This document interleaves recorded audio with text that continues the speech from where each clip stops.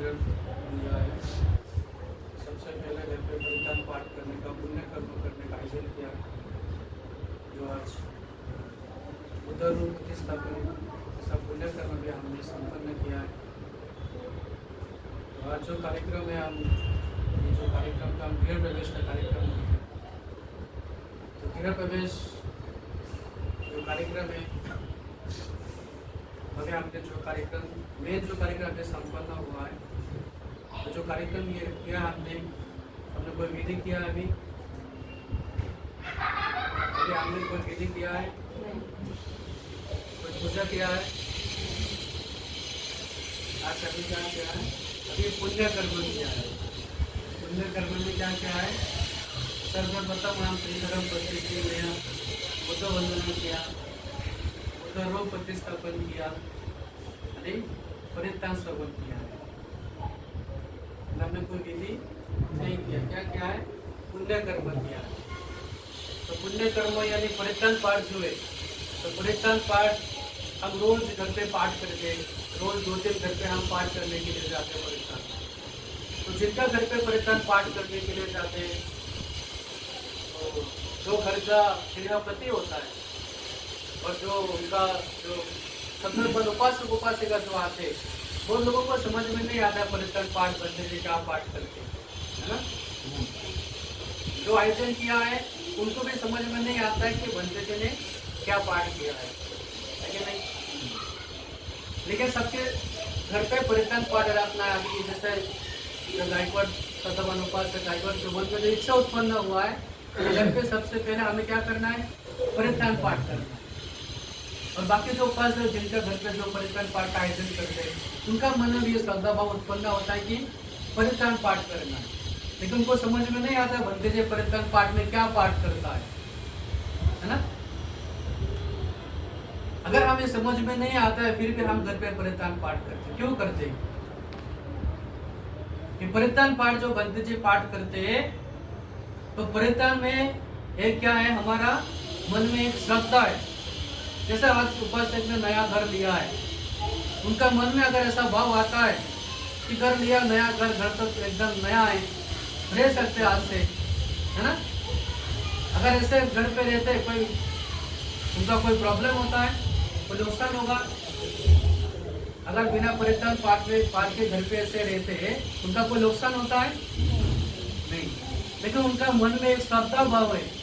क्या है कि घर पे हम रहने से पहले घर पे क्या करेंगे? हम परित्याग पाठ करेंगे। जो बुद्ध ने परित्याग दिया, बुद्ध ने जो वाणी दिया है, वो बंदे जी को बुला के हम घर पे क्या करेंगे? परित्याग को पाठ करेंगे। क्योंकि परित्याग पाठ सुनने से, जैसे बुद्ध ने कहा, काले ना धम्म श्रवणम एतम मंगलम उत्तमम।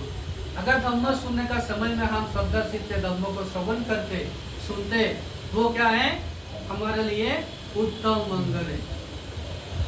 तो घर पे जब परित्याग पाठ होता है, परित्याग को जब हम सुनते, क्योंकि ये बुद्ध वाणी है, ये किसी ने आके नहीं लिखा है कि बाद में किसी ने, मैंने नहीं कहा ये परित्याग, ये बंसी जी ने नहीं कहा ये परित्याग, ये क्या है? बुद्ध वाणी है, जो आज से 2500 साल पहले तथागत बुद्ध ने दिया है। जैसे अभी हमने महामंगल सूत्र पाठ किया, तो महामंगल सूत्र में शुरुआत में एक गाता एक लाइन है, क्या बोलते हैं? एवं में सूतांग एकं समयं भगवा, है ना। महामंगल सूत्र कहाँ से शुरू होता है? असेवना सवालनं पंडितानं च सेवना, वहां से महामंगल सूत्र शुरू होता है। उससे पहले जो गाता है, गाता एवं में सूतांग एकं समयं भगवा, ये लाइन किसने कहा था? आनंद बंदे ने कहा था।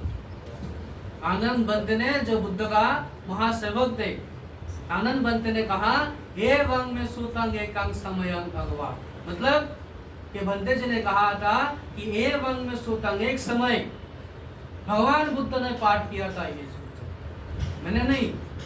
आनंद बंदे ने क्या कहा? मैंने सुना था कि एक समय जेतवन विहार में भगवान बुद्ध ने ये महामंगल सूत्र पाठ किया था। एवं में सूतांग एकं समयं भगवा, एक समय भगवान बुद्ध ने ये सूत्र पाठ किया था। कि मैं अपने अंदर से नहीं बोल रहा आपको, किसने कहा है कि भगवान बुद्ध ने एक समय ये सूत्र पाठ किया था। अभी हो सकता है किसी दूसरा जगह पे कोई दूसरा भक्ति जी परित्याग पाठ कर रहा है है ना। इसी समय वो भक्ति जी भी जब महामंगल सूत्र पाठ करेंगे वो भी शुरू में क्या बोलेंगे, एवं में सुतांगे का समयांग हुआ, मतलब मैंने भी सुना था कि ये बुद्ध ने कहा था, है कि नहीं, मैंने भी सुना था ये बुद्ध ने पाठ किया था, कोई व्यक्ति ने नहीं, ये बुद्ध वाणी है। तो बुद्ध वाणी जब श्रद्धा से हम सुनते हमारा मन परिशुद्ध हो जाता है। तो घर पे जैसे उपासक ने नया घर लिया है, घर पे सबसे पहले परित्राण पाठ किया। परित्राण पाठ ये मजबूरी से नहीं किया, उनका मन में श्रद्धा भाव है कि घर पे अगर हम पहले बुद्ध वाणी परित्राण पाठ करेंगे तो घर पे हमेशा क्या रहेगा, कुशल मंगल रहेगा, है ना। उनका मन में ये श्रद्धा भाव है। तो ये श्रद्धा भाव जो उत्पन्न होता है तो उन्होंने ये परित्राण पाठ का आयोजन करते। फिर बंती जी ने आगे जब परित्राण पाठ करते तो उनका मन में एक श्रद्धा रहते कि आज घर पे परित्राण पाठ हुआ, है ना, आज घर पे बुद्ध का वाणी परित्राण पाठ हुआ तो आज घर पे आज से क्या होगा, कुशल मंगल होगा, हमारा परिवार के जितना लोग है सबका मंगल होगा। क्योंकि वो परित्राण सुनने से मन क्या हो जाता है, परिशुद्ध हो जाता है। मन में कुशल चिंता रहते हमेशा कि घर पे परित्राण पाठ हुआ तो घर में कोई अकुशल कर्म हम नहीं करेंगे, क्योंकि आज घर पे क्या हुआ, परित्राण पाठ हुआ, इसलिए आज से कभी घर पे अकुशल कर्म नहीं करेंगे। श्रद्धा भाव उत्पन्न होता है। और जब ये मन में ये चिंता जब रहते तो काल भी कोई अकुशल कर्म करने का चिंता मन में नहीं आता, है कि नहीं। ये परित्राण पाठ का फल है कि परित्राण पाठ करने से हमारे मन में जब अकुशल अमंगल चिंता नहीं आता है, अकुशल चिंता जब नहीं आता है तो हम अकुशल कर्म भी नहीं करते। जब अकुशल कर्म हम नहीं करते तो हमारे साथ भी कभी अमंगल नहीं होता है और हमारे परिवार के साथ भी कभी अमंगल नहीं होता है। क्योंकि हम अगर अकुशल कर्म नहीं करेंगे तो हमारे साथ भी अमंगल कभी नहीं होता है। तो परित्राण पाठ बनते जी ने एक दिन आकर परित्राण पाठ करके किया। तो परित्राण पाठ यानी ये जो अभी पाली में पाठ किया ये कोई तंत्र मंत्र नहीं है जिससे कुछ पलट जाता है, बदल जाता है ना। ये परित्राण को अगर हम ट्रांसलेट करते मराठी हिंदी में कोई इंग्लिश में अगर ट्रांसलेट करते तो इसका मीनिंग आता है उस रूल से, उस नियम है, जो नियम हमें रोज पालन करना है। जैसे अभी हमने महामंगल सूत्र पाठ किया, महामंगल सूत्र में कहते हैं कि आपका मंगल होने के लिए आपको क्या क्या करना पड़ता है, नियम आपको क्या पालन करना पड़ता है, वही नियम बुद्ध ने महामंगल सूत्र में कहा। जैसे शुरू में क्या कहते हैं, असेवना सवालानां पंडितानां च सेवना कुजस्स पूजनीयानां एतं मंगलम उत्तमम्। उधर कहते हैं असेवना सवालानां, वाल मतलब होता है जो मूर्ख व्यक्ति है, जो अज्ञानी व्यक्ति है।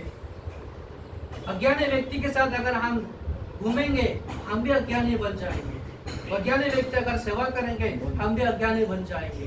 बुद्ध कहते हैं असेवना सवालानां, अज्ञानी व्यक्ति का सेवा नहीं करना है।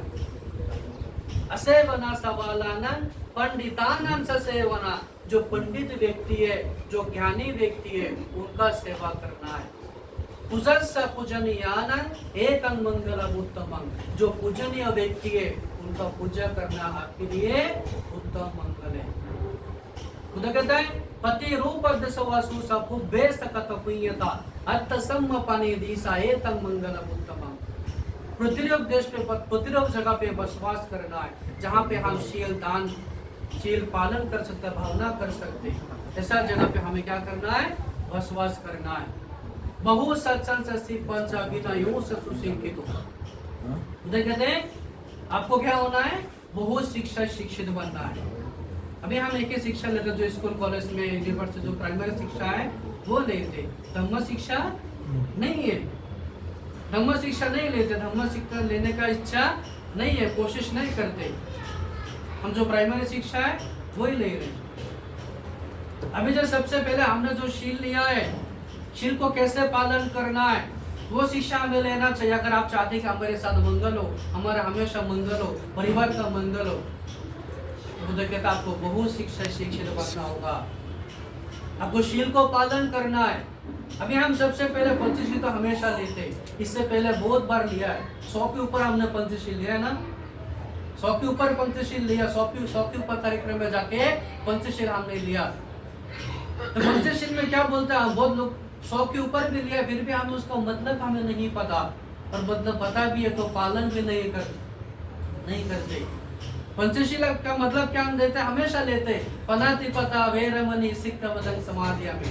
क्या मतलब है कि मैं प्राणी हत्या नहीं करूंगा।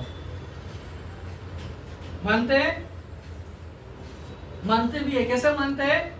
कोई लोग ऐसा है कि हमें कोई शादी हो, कोई कार्यक्रम हो, हम बकरी को लाते, मुर्गी को लाते, है ना।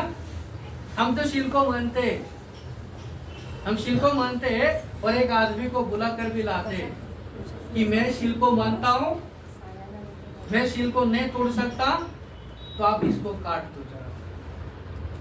क्या आपका शील रहता है? आपका शील रहेगा तभी नहीं, यानी कि आपने उनको शील भंग करने के लिए प्रेरणा दिया है कि नहीं? आपने उनको शील भंग तोड़ने के लिए आपने क्या दिया? उनको प्रेरणा दिया है। अगर आपने किसी कोई आदमी को, कोई व्यक्ति को शील तोड़ने के लिए प्रेरणा देते, उससे भी आपका शील नहीं रहता है। तो 2 नंबर शील क्या है? अदिन्नादाना वेरमणि सिक्खपदं समादियामि, कि मैं आज से कभी चोरी नहीं करूंगा। तो मैं शील को मानता हूं, मैं नहीं ले सकता, ये तू लेके जाओ। ये शील रहेगा नहीं। बुद्ध कहता है शील आपको कैसे पालन करना है?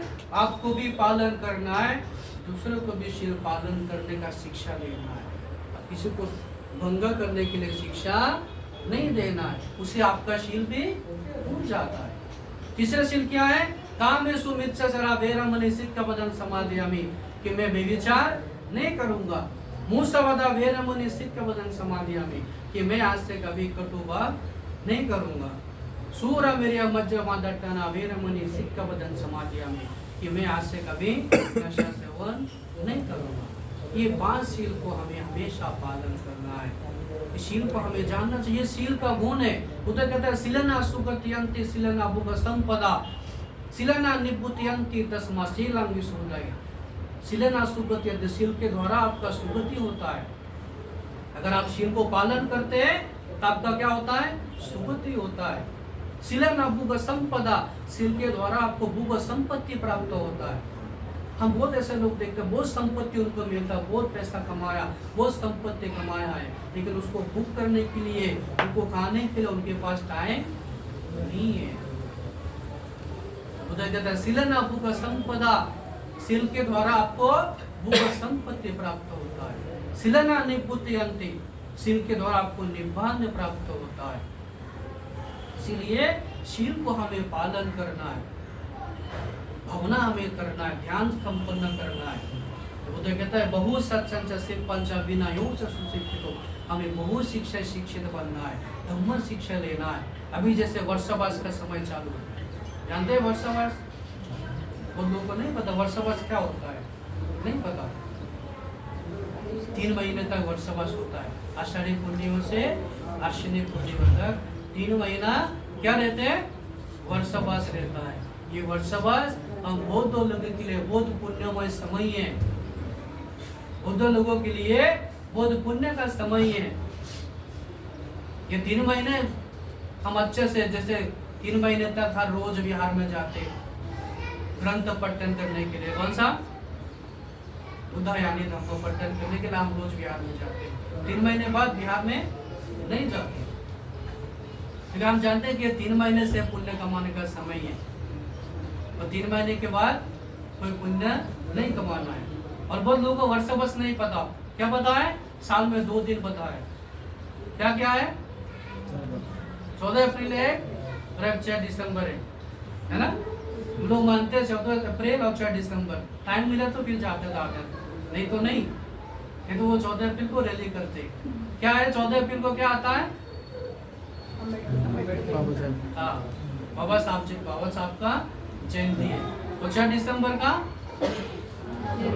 बाबा साहब के महापरिनिर्वाण, मतलब एक व्यक्ति का जयंती भी हम पालन करते, और उनका महापरिनिर्वाण के दिन भी पालन करते, लेकिन उनका आदेश को नहीं मानते। कोई मूल्य है उसका? उसका कोई मूल्य है? अगर एक व्यक्ति का जन्म जयंती मनाते हैं, उनका महापरिनिर्वाण दिन भी मनाते हैं, कितना पैसा खर्च करके लाखों, लेकिन उनका आदेश को नहीं मानते। कोई मूल्य है उसका? ऐसा हो गया कि हमारे साथ जब हमारे माँ बाप रहे थे, उनको एक चम्मच घी नहीं दिया, मृत्यु के बाद शमशान में जाकर 10 किलो घी दिया, कोई फायदा है उसका? कोई फायदा नहीं है। बाबा साहब ने हमारे लिए कितना कुछ किया है। अगर बाबा साहब नहीं होते, क्या आज हम एक साथ बैठ के अभी एक कार्यक्रम कर सकते थे? क्या मैं बंदे जीवन किए मुंबई में आपके सामने आ सकते थे? इसे बाबा साहब को दे नहीं। अभी हम इतना ऊंचा बिल्डिंग पे रहते हैं, किसकी वजह से? बाबा साहब की वजह से। अगर बाबा साहब चाहते थे बाहर जाके, बाहर देश में जाके लाखों रुपए का पगार लेके वो रह सकते, आराम की जिंदगी वो रह सकते थे, है ना? लेकिन उन्होंने समाज के लिए, हम लोगों के लिए कितना संघर्ष किया है, कितना कुछ दिया है। सुबह से हम जब सुबह उठते, सुबह 6 बजे 5 बजे उठते और रात को 11 बजे सोते, तब तक जितना कुछ हमें मिलता है, जितना कुछ हमें मिलता है, अगर हम उसको सोचने के लिए जाएं, सब किसकी वजह से मिल रहा है? अभी बाबा साहब की वजह से मिल रहा है। अभी लाइन का पानी कोई नहीं पीता है, बिस्लरी का बोतल मंगाता है ना? किसके वजह से? बाबा साहब की वजह से। तो बाबा साहब ने हमें कितना कुछ दिया है। अगर बाबा साहब नहीं होता, इतना अच्छा जिंदगी हमें कभी नहीं मिलती। अगर बाबा साहब नहीं होते, क्या हमें बुद्ध मिलता? बाबा साहब अगर नहीं मिलता, आज आप लोग इतना अच्छे से बैठ कर जो बुद्ध को वंदन कर पा रहे, कभी कर पाते हम लोग? नहीं। बाबा साहब ने हमें इतना कुछ दिया, हमने बाबा साहब को कुछ दिया है, उनका आदेश को मान रहा है। अगर हम चाहते कि बाबा साहब को कुछ देना है, उनका आदेश को हमें मानना चाहिए। उन्होंने जो धम्म दिया है, वो धम्म को हमें पालन करना चाहिए। तो उन्होंने जो हमें धम्म दिया है, तो धम्म में बुद्ध ने कहा, ये जो 3 महीने वर्षावास है, ये वर्षावास में सभी उपासक उपासिका 3 महीने तक पुण्य कमाओ। ये पुण्य कमाने का बहुत सही समय है। ये वर्षावास में हम क्या करते हैं? बुद्ध का नियम क्या है? वर्षावास में 4 उपस्थित दिन आते हैं एक महीने में। कितना? 4 उपस्थित दिन आता है। एक अष्टमी है, 2 अष्टमी, एक अमावस्या और एक पूर्णिमा है। तो 3 महीने में कितना आता है? 12 आता है। एक महीने में 4 अगर 3 महीने में 12 होता है। तो 3 महीने में जो 12 आता है, उपासक उपासिका का नियम क्या है? 3 महीने में ये जो 12 दिन आता है, 12 दिन में क्या करना है? उपसतशील पालन करना है। क्योंकि वर्षावास किसके लिए, किसका होता है? वर्षावास होता है भिक्षु संघ का। इसका भिक्षु संघ का। अभी बहुत उपासक उपासिका आता है बंती जी के पास, बोलते बंती जी हमने वर्षावास रखा है, इसलिए हमारे घर पे भोजन दान करना है, परिधान पाठ करना है। तो उपासक उपासिका के लिए वर्षावास है। अभी अगर आप वर्षावास लिए, आप किधर भी जा सकते हो, घूम सकते, किधर भी रह सकते। लेकिन आषाढ़ी पूर्णिमा के दिन एक उपसंपदा भिक्षु जिस विहार में अधिष्ठान करता है, जिस बिस्तर पे अधिष्ठान करता है, वो छोड़ के एक रात भी बाहर नहीं रह सकते। ये है विनय भिक्षु का, है कि नहीं? वर्षावास भिक्षु संघ का है। और उपासक उपासिका का नियम क्या है कि ये वर्षावास के समय जो उपस्थित दिन आता है, उपस्थित दिन में अष्टशील को पालन करना है, उपस्थित शील पालन करना है। उपस्थित यानी कितना शील है? 8 शील होता है। अभी हम पंचशील में कितना शील लेते हैं? 5 शील। और अष्टशील में कितना? 8 शील है। तो पंचशील में हम बोलते हैं पनातिपाता वेरमणि सिक्खवदं समाधियामि। अष्टशील में भी वही शील है, पहला शील पनातिपाता वेरमणि सिक्खवदं समाधियामि। और अष्टशील में दूसरा शील क्या है? अदिन्नदाना वेरमणि सिक्खवदं समाधियामि। पंचशील में भी वही शील है। और अष्टशील में तीसरा शील क्या है? अब्रह्मचर्य वेरमणि सिक्खवदं समाधियामि। यानी कि अभी जब अष्टशील अधिष्ठान किया, अभी से 24 घंटे तक मैं एक ब्रह्मचार्य जीवन व्यतीत करूंगा। एक सन्यासी, एक भिक्षु, एक ब्राह्मण जैसे जीवन व्यतीत करता है, मैं भी वैसा जीवन व्यतीत करूंगा। 4 नंबर शील क्या है? मूसवादा वेरमणि सिक्खवदं समाधियामि। नहीं करूंगा। सूरा मिरियम जमा दट्टाना वेरमणि सिक्का बदन समाधियामी, कि नशा सेवन नहीं करूंगा। कितना हुआ? 5। 6 नंबर सील क्या है? विकाला भोजना वेरमणि सिक्का बदन समाधियामी, बोलते कि विकाल में भोजन नहीं करूंगा, क्योंकि जब 12 बज जाता तो क्या हो जाता है? विकाल हो जाता है। तो विकाल में अगर हम भोजन करते, अगर ज्यादा भोजन करते तो भोजन से क्या हो जाता है? आराम आ जाता है ना, थकान आ जाता है शरीर में, फिर ध्यान नहीं होता है। अष्टशील अधिष्ठान करने के बाद उपासक उपासिका का नियम क्या है? कि ध्यान संपन्न कर, ध्यान कर्म संपन्न करना है। तो 6 नंबर सील क्या है?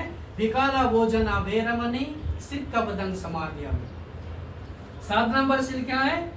नाचा गीता वादिता विस्तुपा दस्तना माला गंधा विलेपान धारण वंदना विभूषण अट्टाना वेरमणि सिक्का बदन समाधियामी। मतलब नाच गान से दूर रहेंगे। तो नाच गान करते देखते, नाच गाने से दूर रहना है। माला गंधा विलेपाना, जो माला हम पहनते सुंदर या बढ़ाने के लिए, जो माला और गंधा सुगंधित द्रव्य जो हम लगाते, इससे दूर रहेंगे। 8 नंबर सील क्या है? उत्साह सयना महासयना वेरमणि सिक्का बदन समाधियामी। उषा आसन पे नहीं सोएंगे और उषा आसन पे हम नहीं बैठेंगे। ऐसा नहीं कि हम बेड पे सोया, रोज बेड पे सोते फिर आज से नीचे सोना, ऐसा भी नहीं होता है ना। जब हम सोते फिर एक आराम आ जाता है ना कि अभी बहुत आराम से सो रहे हैं, अभी ऐसा चिंता नहीं करना, क्योंकि हम जो जीवन में कुशल कर्म जो करते किसके द्वारा करते हैं? मन के द्वारा। क्योंकि मन में जो आते हैं लेकिन व्यक्ति वही करते हैं ना, मन में जो आता है हम वही काम करते हैं। क्योंकि अपना जो है ये जो शरीर है, ये शरीर क्या हमारा है? हम जो बोलते हैं मेरा हाथ है, मेरा पैर है, मेरा आंखें मेरा है, अपना ये हाथ, ये शरीर अपना है, ये मेरे बात सुनता है कभी? अगर ये शरीर को हम बोलेंगे कि मुझे बुखार नहीं चाहिए, क्या सुनता है ये शरीर? अगर ये आंख को बोलेंगे मुझे दर्द नहीं चाहिए, क्या सुनता है? नहीं सुनते। अगर हाथ को बोलेंगे मुझे दर्द नहीं चाहिए, क्या सुनते? नहीं सुनते। ये शरीर मेरा नहीं है, मेरा है नहीं। अपना क्या है? अपना एक ही है, वो क्या है? जो मन है। पाली में कहते हैं चित्त, जिसे बोलते हैं ये चित्त है अपना है। पाली ये चित्त को हम अपने बात सुना सकते, शरीर को नहीं सुना सकते, क्योंकि हम मन में जो चित्त में जो चिंता आता है हम वही काम करते। अभी बोलते हैं ना कि मृत्यु के बाद का क्या होता है? मृत्यु के बाद जन्म होता है या नहीं होता है? होता है जन्म। मृत्यु के बाद जन्म होता है किसी का? नहीं होता है। तो कैसा होता है? हम बोलते हैं कि पुनर्जन्म नहीं, बाबा साहब ने मना किया मृत्यु के बाद जन्म नहीं होता है, बोलते हैं ना। तो मृत्यु के बाद जो जन्म होता है हम बोलते हैं जन्म होता है, तो बोलते हैं जन्म होता है। कि आपका जन्म नहीं होता है पूरा, किसका जन्म होता है? आपका चित्त का जन्म होता है। कैसे जन्म होता है? अभी जैसे ये जो चित्त है, ये जो मन है, ये जो शरीर है, शरीर में जब कोई घाव होता है, हम बाहर चलते घूमते, फिर हाथ में छोटा सा कट जाता है, पैर में छोटा सा कट जाता है, हमें पता नहीं चलता है। पता चलता है? छोटा सा कट जाता है। घर पे जब आते हैं देखते हैं हाँ थोड़ा सा कट गया, तब हमें क्या होता है? दर्द होता है, पेन होता है। इससे पहले पेन नहीं होता था, है ना। हॉस्पिटल में डॉक्टर ऑपरेशन करता है, डायरेक्ट ऑपरेशन करता है, क्या करता है? पहले इंजेक्शन देता है, इंजेक्शन देकर उनको बेहोश कर देता है, अज्ञान कर देता है, उनको अज्ञान कर देता, बेहोश कर देता है। तब उनको काटे हमारे को पता नहीं चलता है कितना काटा, 1 इंच 2 इंच कितना भी कर, उनको पता नहीं चलता है ना। जब उनका ज्ञान आता है, होश आता है, उनको जब पता चलता है कहाँ पे काटा है, तब उनको क्या होता है? पेन होता है, दर्द होता है। इससे पहले उनका दर्द नहीं था। अज्ञान होने के बाद, बेहोश होने के बाद वापस उनका होश आता है। बेहोश होने के बाद उनको वापस होश आता है, इसीलिए उनको दर्द पता चलता है। लेकिन मृत्यु के बाद क्या वापस कोई जीवित होता है?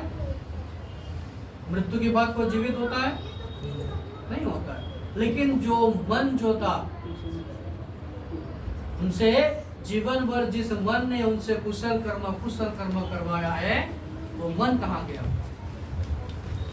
वो तो कहता है वही एक जो मन है, जो चित्त है, उनका एक जन्म होता है, उनका एक जन्म होता है। जो आपका मन था, जिसने जीवन में हमें कुशल कर्म करवाया है, उनका एक जन्म होता है। लेकिन वो डिपेंड किसके ऊपर है?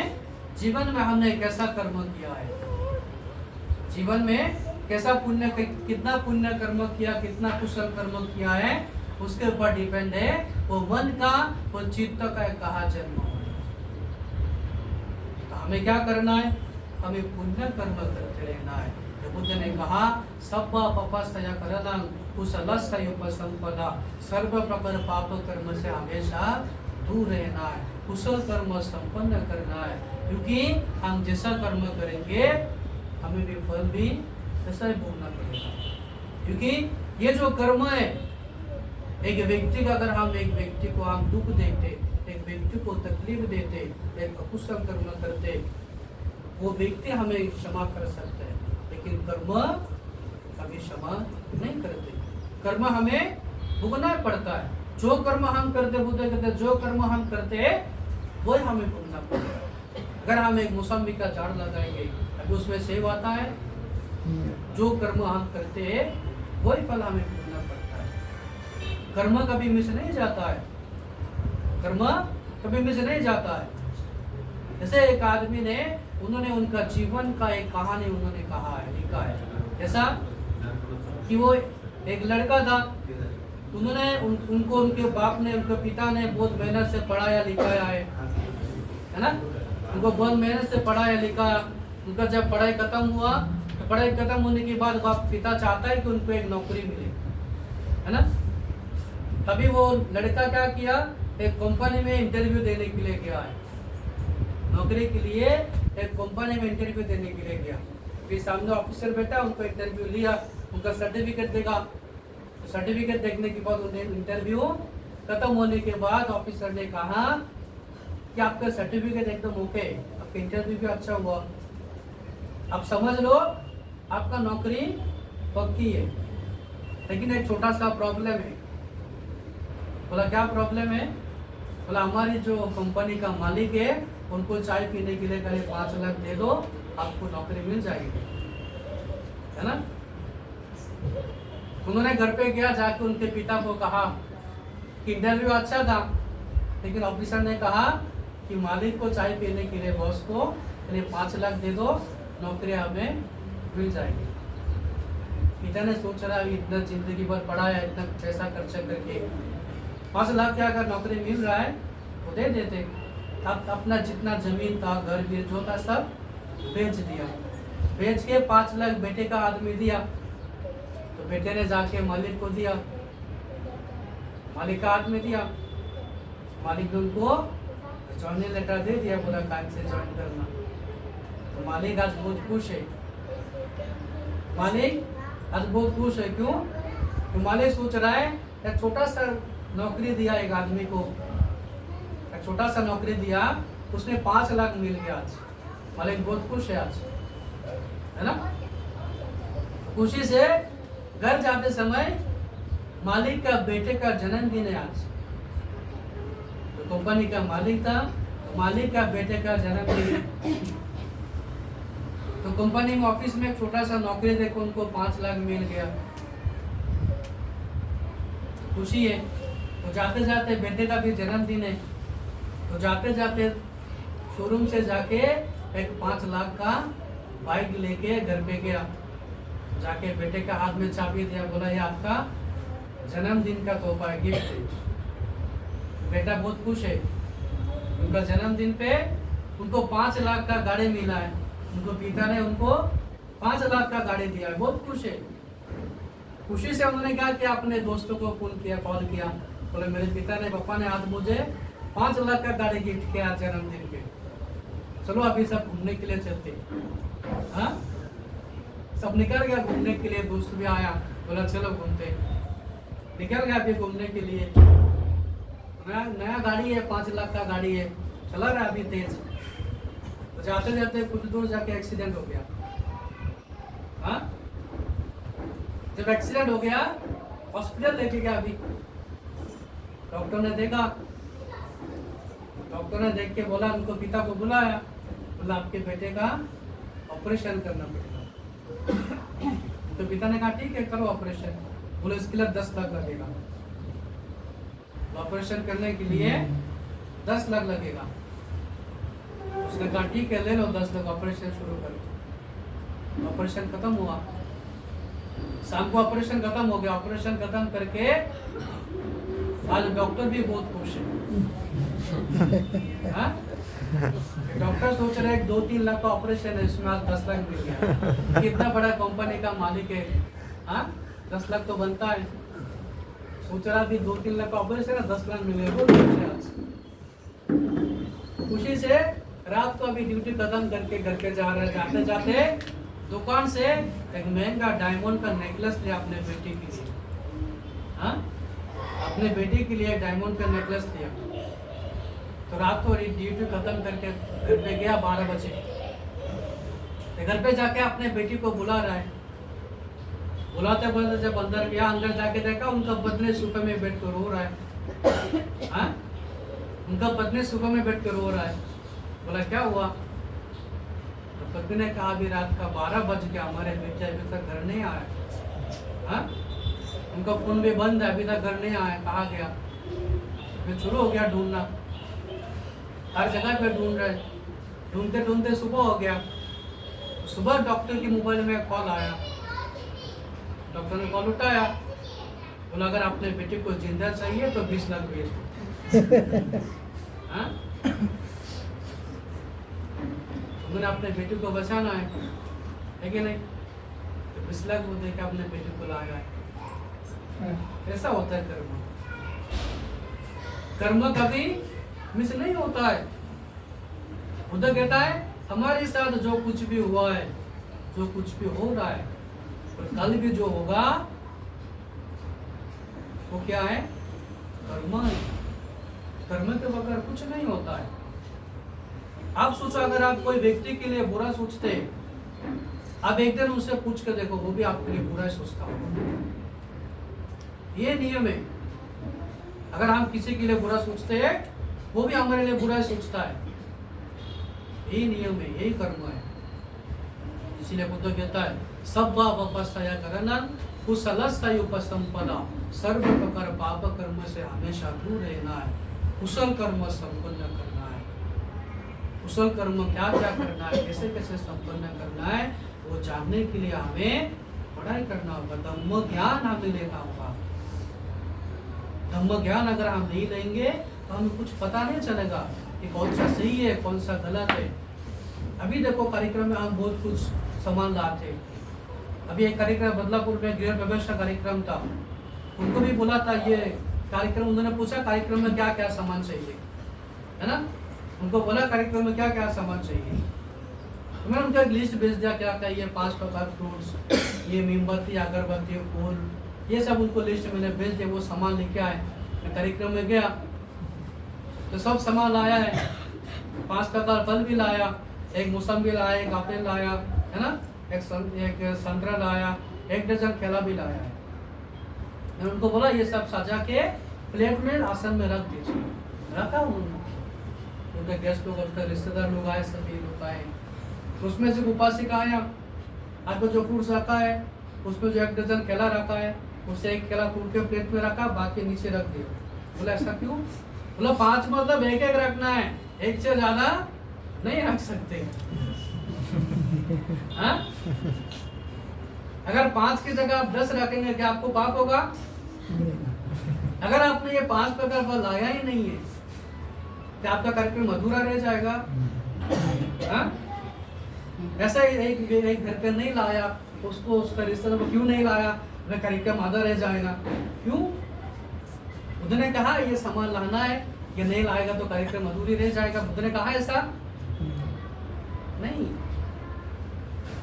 ये जो सामान, बुद्ध ने कहा मेरे सामने मोमबत्ती लगाओ, अगरबत्ती लगाओ, मैं जाने के बाद पुष्प दो। बुद्ध ने कहा नहीं, हम श्रद्धा से करते है कि नहीं? जब आपको बोलते हैं 5 प्रकार फल, मोमबत्ती, अगरबत्ती ये सब लेके आओ, तो हम बाजार करने के लिए जब जाते हैं मार्केट पे, एक एक सामान हम याद करते हैं ना कि मोमबत्ती लिया कि नहीं, अगरबत्ती लिया है कि नहीं, फल लिया है कि नहीं, याद करते कि नहीं, एक एक सामान ताकि ना भूले, क्योंकि उसमें हमारा एक श्रद्धा वो उत्पन्न हो जाता है। तो कहता है पुण्य कर्म करते समय श्रद्धा रहना जरूरी है। अगर मन में श्रद्धा नहीं है तो वो कभी पुण्य कर्म नहीं होगा। तो श्रद्धा उत्पन्न होने के लिए आपको बोलते हैं समाधान। इसका मतलब ये नहीं होता कि कार्यक्रम अधूरा रह जाता है। इसीलिए हमें जानने के लिए कैसे कर्म हमें संपन्न करना है, कैसे पुण्य कर्म हमें संपन्न करना है, ये जानने के लिए हमें क्या करना चाहिए, धम्म ज्ञान हमें लेना चाहिए, धम्म को सीखना चाहिए। जैसे अभी एक फाउंडेशन धम्मकाया फाउंडेशन के जो उपासक उपासिका है ना, ये लोगों को सिखा जगह जाके उन्होंने धम्म दान करते, वो लोग बहुत अच्छे काम कर रहे हैं। उसे कहते हैं सब दान धम्म दान सर्व प्रकार दान से ये जो धम्म दान है, ये धम्म दान सबसे महत्वपूर्ण है। जो कहता है ये जो धम्म दान है सबसे महत्वपूर्ण है। तो जो व्यक्ति धम्म दान देते वो धम्म को हमें सुनना चाहिए। जो व्यक्ति धम्म हम देते वो धम्म हमें सुनना चाहिए। जैसे आज एक बनते जी ने आके जो आपको तो एक बात एक अगर ज्ञान के बात बताया, ये मौका रोज मिलता है नहीं। बुद्ध कहता है सुख बुद्धान तो सुख सद्धम्म देशना, सद्धम्म देशना सुनना वो सुखदायक है। ये मौका हमें नहीं मिलता, बहुत लोगों को नहीं मिल रहा है। बंते जी का दर्शन नहीं मिलता है, विहार का दर्शन नहीं मिलता है, मिलता है धम्म सुनने का मौका नहीं मिलता है, परित्याग सुनने का मौका नहीं मिलता है। मौका मिला तो शरीर उनको साथ नहीं दे रहा है। होता है ना कि कोई लोग आधा घंटे तक नहीं बैठ सकते एक जगह पे, लेकिन उनका साथ शरीर उनका साथ नहीं दे रहा, मौका नहीं है धम्म सुनने का। जो कहता है सुख सद्धम्म देशना, सद्धम्म सुनना सुखदायक है। जब भी हमें मौका मिलता है सद्धम्म हमें सुनना चाहिए, सद्धम्म हमें लेना चाहिए। इसीलिए जहाँ भी सद्धम्म पाठ होता है, जहाँ भी धम्म होता है, जहाँ भी धम्म पाठ होता है, हमें श्रद्धा से को श्रवण करना है, क्योंकि हमें पुण्य कर्म करना है। पुण्य कर्म के सिवा अकुशल कर्म हमें नहीं करना है। सदा संपन्न उपासक उपासिका, तो आज जो सदावान उपासक बंधु जो नया घर लिया है, जो नया घर जो लिया है, घर का मंगल के लिए, परिवार का सभी सदस्य का मंगल के लिए, कल्याण के लिए आज जो परित्याग पाठ का आयोजन किया, बुद्ध रूप स्थापन किया है। तो बुद्ध रूप यानी हमें ये ज्ञान रखना है, बुद्ध रूप मतलब क्या है, बुद्ध है। ये जो बुद्ध रूप बनाया है, ये बुद्ध मूर्ति जो बनाया है, ये बुद्ध का रूप से बुद्ध का रूप मूर्ति बनाया गया है। अगर हमारे घर पे बुद्ध का मूर्ति है, बुद्ध का फोटो है, मतलब क्या है, हमारे घर पे बुद्ध है। बुद्ध है मतलब बुद्ध को ऐसे डेकोरेशन करके सजा के नहीं रखना है, सुबह शाम 2 टाइम बुद्ध को वंदन करना चाहिए। बुद्ध डेकोरेशन के लिए नहीं है। अगर कभी हमारे घर पे बुद्ध आएंगे तो उनको डेकोरेशन करके रखेंगे हम?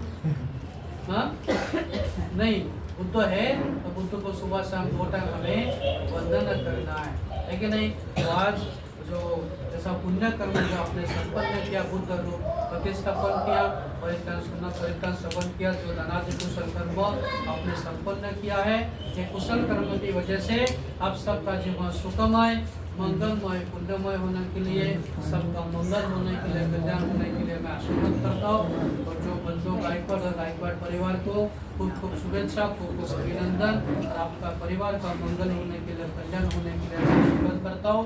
मैंने जो धर्मवाद अपने उद्देश्य करके कहा मैं समाप्त करता हूँ। सबका कल्याण हो, सबका मंगल हो। साधु साधु साधु साधु।